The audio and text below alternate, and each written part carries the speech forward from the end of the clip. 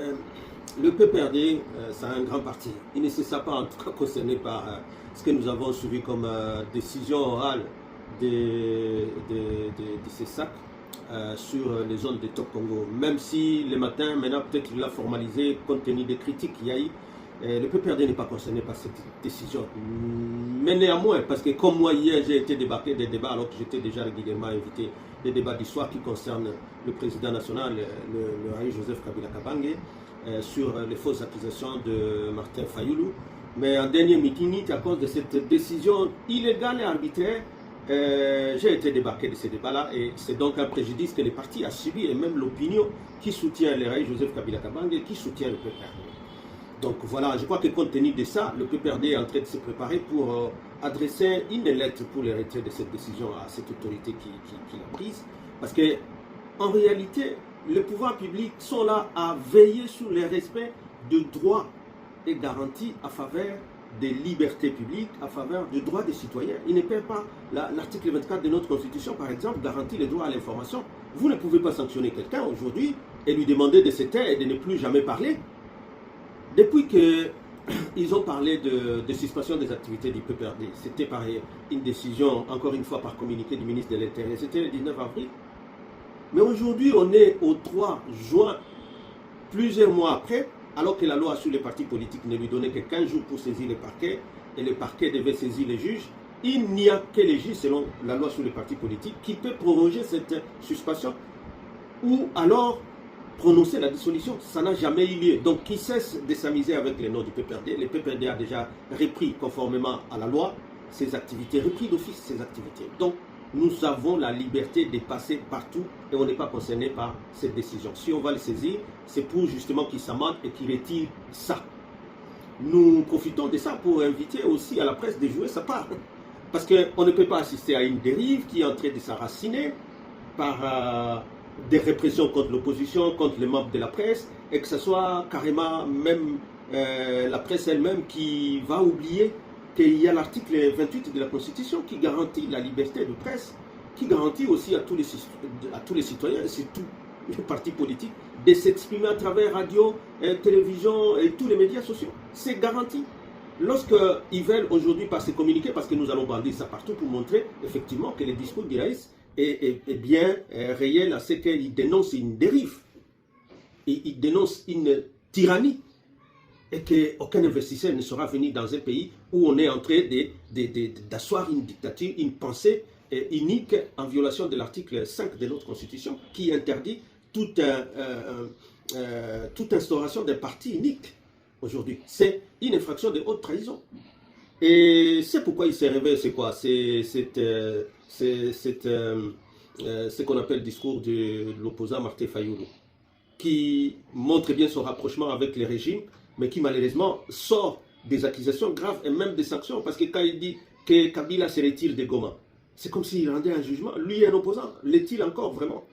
Lui qui défendait tant le pacte social, Senko et CC, et qui, dans un communiqué conjoint avec lui, nous tous, sans dire qu'on faisait déjà une coalition, mais au moins on s'est dit, avec ce que Félix est en train de voir, pour contourner ce qui est repris dans la résolution, dans toutes les résolutions, que ce soit les processus de Luanda, que ce soit les sommets conjoints EAC-SADC, que ce soit la résolution 2773.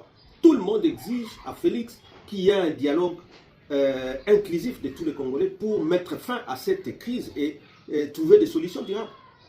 Aujourd'hui, que les raïs rentrent par Goma, on veut criminaliser la présence des citoyens sur un territoire congolais. Donc, on n'est pas concerné. Comment on va rebondir? Bon, rebondir, nous venons de le dire. Mais est-ce que par rapport à ça, le PPRD tient sur un discours avec Félix? Non, les discours sur lesquels le Raïs a dit, il faut que ce soit d'abord un discours, un dialogue de tous les Congolais. Et sans question tabou. Mais qu'est-ce que Félix est en train d'éviter pour qu'il y ait ce dialogue-là, qui lui est proposé par tous les processus partout où il allait?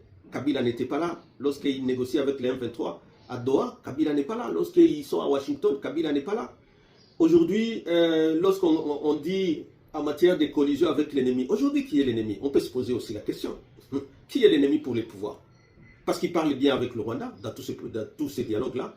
Et maintenant, alors que c'était une ligne rouge qui ne parlera plus jamais avec l'AFCM 23, il est en dialogue avec l'AFCM 23. Alors, lorsqu'on dit que l'ancien président, le fait d'habiter à Goma et de rentrer dans sa résidence de Goma, ça devient une collision avec l'ennemi. Quel est cet ennemi? Parce qu'il parle. Même les communiqués de M23 passent sur RTNC. Et pourquoi nous, on refuserait? Alors qu'il n'y a jamais eu. Je viens de vous dire que la suspension par le ministère de l'Intérieur est tombée caduque du fait de la loi et que donc le parti n'est pas frappé par aucune autre décision. Parce que s'il fallait prolonger la suspension, c'était par un jugement les juges qui n'a jamais été saisi. Et même si on parlait de la levée des immunités et des poursuites annoncées par le ministère de la Justice, par le fait de cette levée-là, mais pourquoi alors se précipite-t-il ces sacs-là pour commencer à prendre d'autres mesures? Parce qu'en réalité, ça, c'est des mesures contre le parti, des mesures indirectes qui ne disent pas son nom. Nous disons non, on n'est pas concerné et que, par conséquent, les Raïs, ces activités à Goma sont connues, sont même publiées. Et personne ne peut dire que lorsqu'ils rencontrent les chefs religieux, ils rencontrent les chefs coutumiers, ils rencontrent les associations, ils rencontrent... C'est ça, vraiment, faire la rébellion. Ce sont là les ennemis de ce gouvernement de Tshisekedi qui a fait combien d'années? Qui a promis la moindre escarmouche, qui n'a produit aucun effet et qui a abandonné cette population. Mais maintenant qu'un citoyen, un président honoraire, trouve qu'il doit compatir, qu'il doit être solidaire aux côtés de cette population abandonnée par le gouvernement de Kinshasa, ça devient quel crime? Ils énoncent ça par quelle loi? C'est interdit par quelle loi qu'un élu au suffrage universel direct du reste, comme celui-là, même honoraire, il ne peut plus consulter ou être consulté par sa population. Voilà ce que nous disons. Donc il n'y a aucune collision, il y a plutôt collision de ceux-là qui étaient à Genève. Je continue à dénoncer cet accord de Genève, parce qu'on a vu ça, tel qu'ils sont en train de se rassembler. On verra si vraiment le dialogue avec Félix que fait Martin Fayoulou, c'est celui des positionnements où il veut avoir un poste, contre celui qui est proposé par tout le monde, société civile, nous, FCC à travers l'ancien président de la République comme autorité morale du FCC, ce qui est dans les résolutions que je viens d'invoquer. Si c'est vraiment des postes, alors on se dira qu'ils ont un autre agenda.